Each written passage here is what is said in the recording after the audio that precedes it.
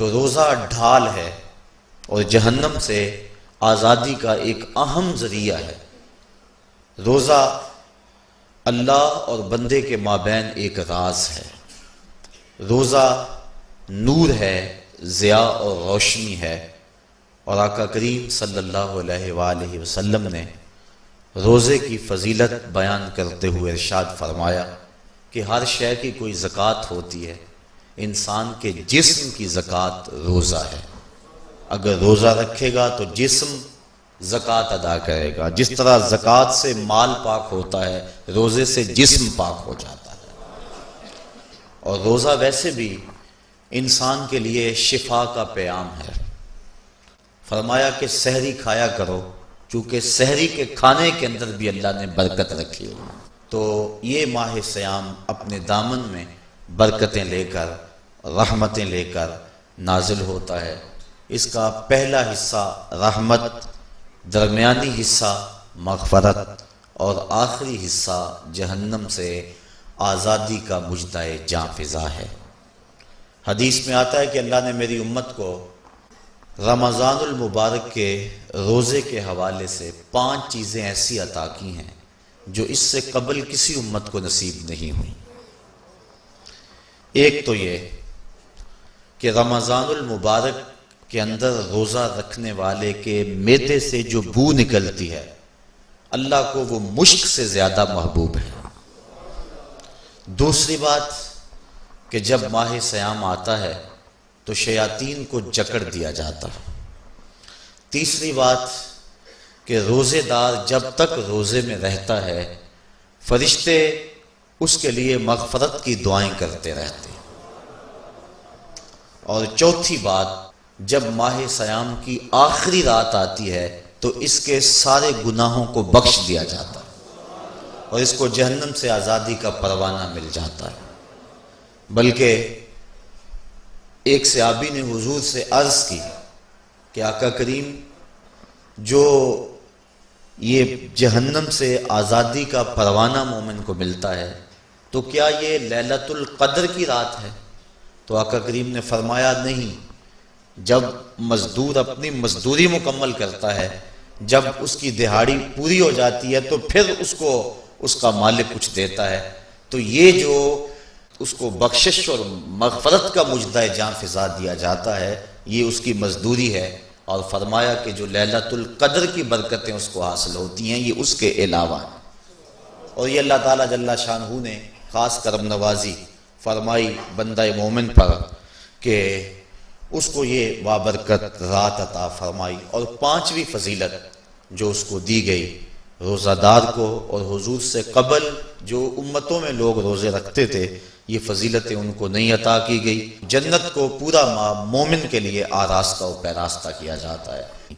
حضرت ابو ہریرہ رضی اللہ تعالی عنہ سے ایک روایت مروی ہے جس کو امام بخاری اور امام مسلم نے روایت کیا کہ آقا کریم علیہ السلام نے ارشاد فرمایا، قال اللہ عز وجل، اللہ جل شانہ ارشاد فرماتا ہے، کل عمل ابن آدم لہو، ابن آدم کا ہر عمل اسی کے لیے ہے، الا الصوم فإنہ لی، ہاں مگر روزہ ہے جو وہ میرے لیے رکھتا ہے، وأنا اجزی بہ، اور اس کی جزا میں اسے دوں گا، والصیام جنۃ، اور سیام روزہ ڈھال ہے، فإذا کان یوم صوم احدکم فلا یرفث ولا یصخب، فإن صابہ احد او قاتلہ فلیقل انی صائم انی صائم، والذی نفس محمد بیدہ لخلوف فم الصائم اطیب عند اللہ من ریح المسک،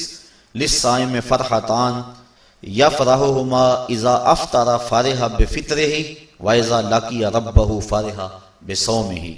تو فرمایا کہ جب کوئی شخص روزہ رکھتا ہے تو اس کا یہ عمل اللہ کے لیے ہے اور اللہ تعالیٰ اس کی جزا دے گا۔ روزہ ڈھال ہے، جب کوئی شخص روزہ رکھے تو وہ اس کے اندر کوئی اللہ کی نافرمانی نہ کرے، یہاں تک کہ اگر اس کو کوئی شخص گالی بھی دے تو وہ یہ کہے کہ میرا روزہ ہے، میں صائم ہوں، میں نے روزہ رکھا ہوا ہے، یہ کہہ کے لڑنے والے کو، الجھنے والے کو ٹال دے۔ حضور نے ارشاد فرمایا مجھے قسم ہے اس رب کی جس کے قبضے میں محمد کی جان ہے کہ روزہ دار کے معدے سے جو بو نکلتی ہے اللہ کو وہ مسک یعنی کستوری کی خوشبو سے زیادہ محبوب ہے۔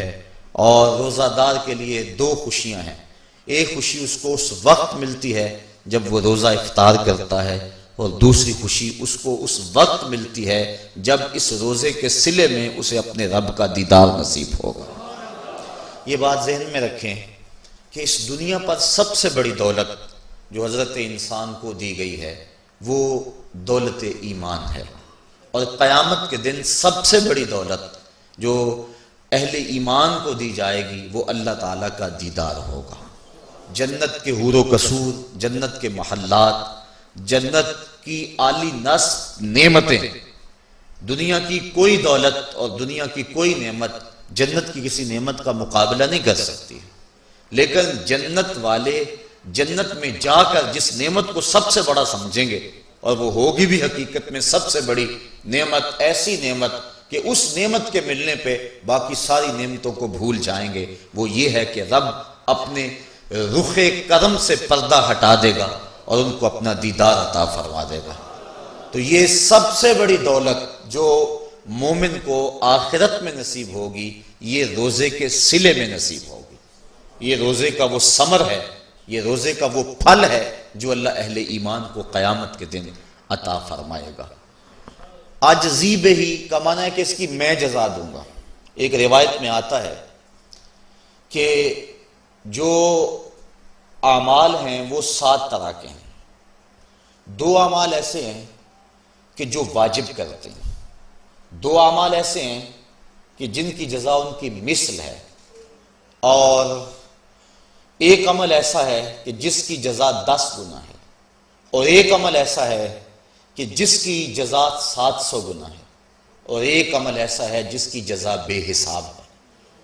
فرمایا کہ وہ 2 عمل جو واجب کرتے ہیں وہ یہ کہ اگر کسی شخص نے اللہ کی عبادت کی اور اس کے ساتھ کسی کو شریک نہ ٹھہرایا تو وہ جنت کو یہ اعمال واجب کر دیتے ہیں، یعنی اس کو جنت کا ملنا لازم ہے، ضروری ہے، واجب ہے اس کے لیے۔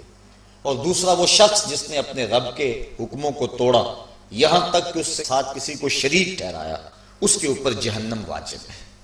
اور 2 وہ عمل جن کی جزا ان کی مثل ملے گی، ایک وہ گناہ جو اس نے کیا تو اس کی سزا اس کی مثل دی جائے گی، اور دوسری وہ نیکی جو اس نے کی نہیں ہے لیکن اس کا عزم کیا تھا تو اس کو بھی ایک نیکی کا ثواب دے دیا جائے گا۔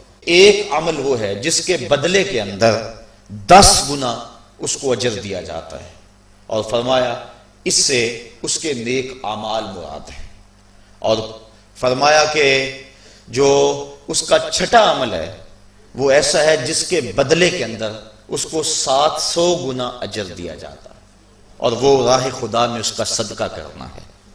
اور فرمایا ایک عمل ایسا ہے جس کی جزا کا دنیا پر کوئی حساب ہی نہیں ہے، اور وہ بندے کا اللہ کے حضور اپنے روزے کے ساتھ پیش ہونا ہے۔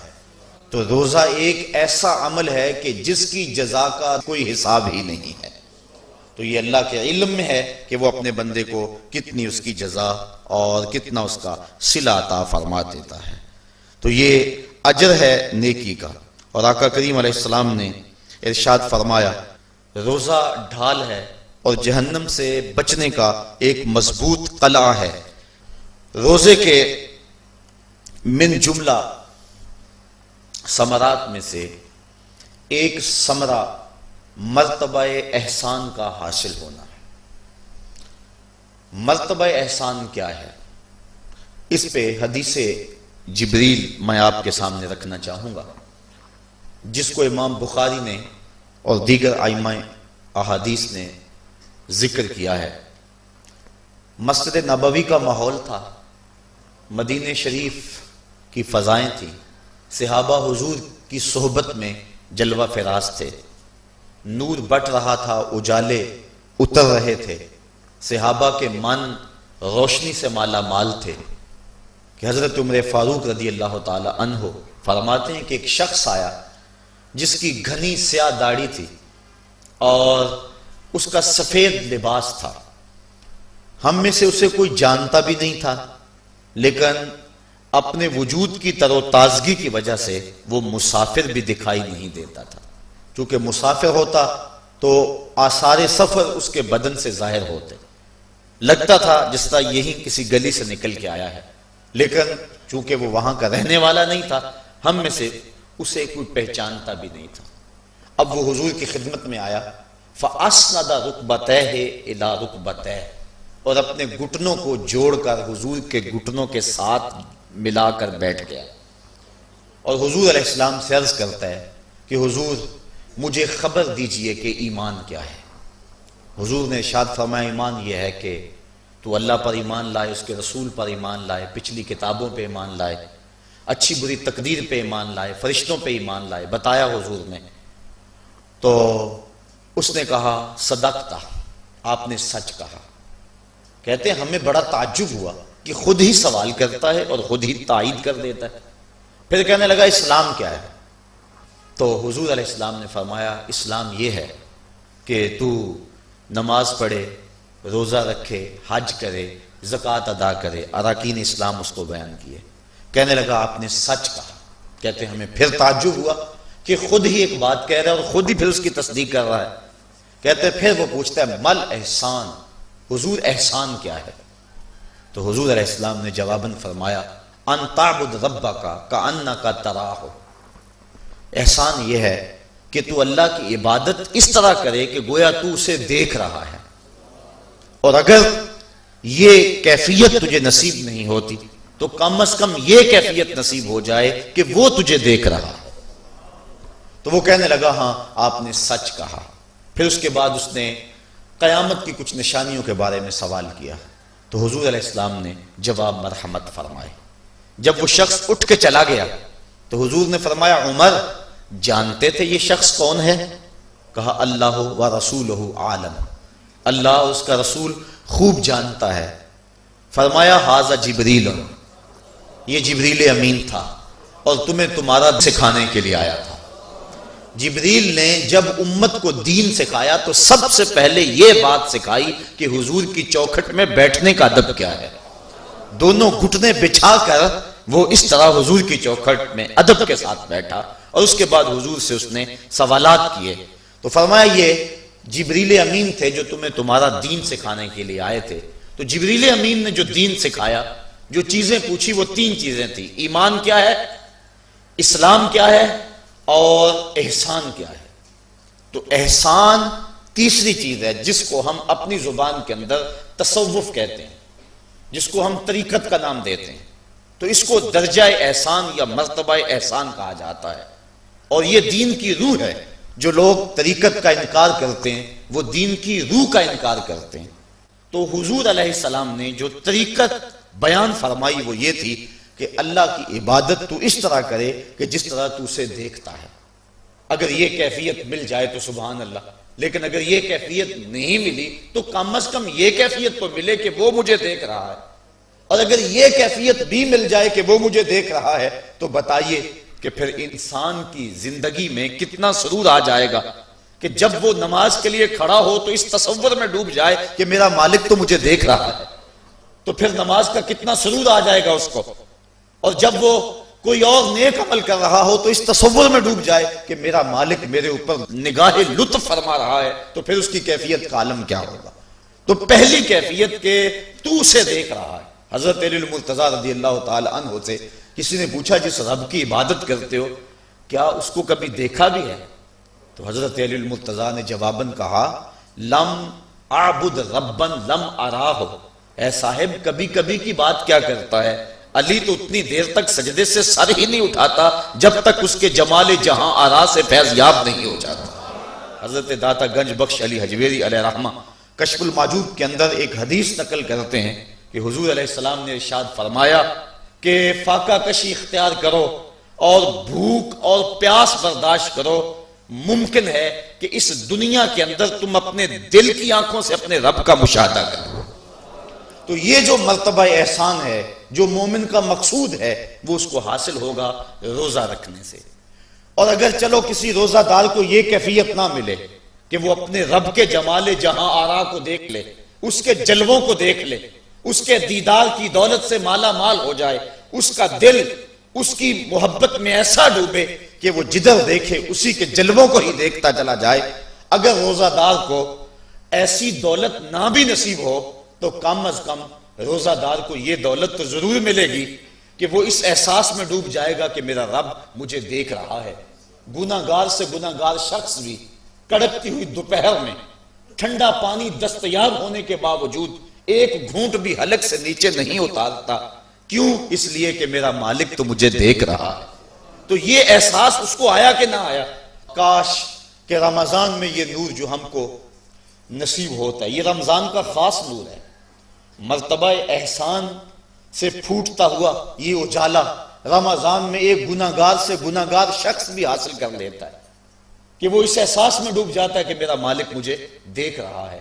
کاش کہ وہ اس کو اندر سمو لے اور اس کو دل کی ایک ایک پرت پہ رکھ لے اور اس کو سجا لے اور اس دولت کو پھر جانے نہ دے، تو پھر اس کے لیے گناہ کرنا مشکل ہی نہیں محال ہو جائے گا۔ اس احساس سے پانی نہیں پیتا کہ میرا اللہ مجھے دیکھ رہا ہے، تو کیا مجھے یہ بتاؤ کہ جب وہ دکان پہ بیٹھ کے ڈنڈی مارتا ہے کہ اللہ اس وقت نہیں دیکھتا؟ جب وہ کسی کی جیب کاٹتا ہے اللہ اس وقت نہیں دیکھتا؟ جب وہ رشوت لے رہا ہوتا ہے اللہ اس وقت نہیں دیکھتا؟ کہ اللہ تعالیٰ صرف رمضان میں دیکھتا ہے، غیر رمضان میں نہیں دیکھتا؟ تو یہ احساس کاش کہ اس کے ساتھ لگ جائے کہ میرا مالک مجھے دیکھ رہا ہے، تو پھر گناہ کرنا مشکل ہی نہیں ناممکن ہو جاتا ہے۔ ساتویں کوٹھڑی میں جب سارے دروازے بند کر کے بت کے اوپر موٹا کپڑا ڈال کے زلیخا بولی ہے تالک یوسف اب آ جاؤ نا، اب تو کوئی نہیں دیکھ رہا ہے، تو یہی احساس تھا جس نے روشنی دی۔ قال معاذ اللہ، کہا اللہ کی پناہ، تو اپنے معبود سے موٹی چادر ڈال کر چھپ گئی، لیکن میرا خدا تو ساتویں کوٹھڑی میں بھی دیکھ رہا ہے۔ پھر اتنی روشنی برسی، اتنے اجالے اترے کہ گناہ کیا، گناہ کا تصور بھی محال ہو گیا۔ تو یہ یقین، یہ اذعان کہ میرا مالک مجھ کو دیکھ رہا ہے، انسان کے لیے گناہ کو مشکل ہی نہیں ناممکن بنا دیتا ہے۔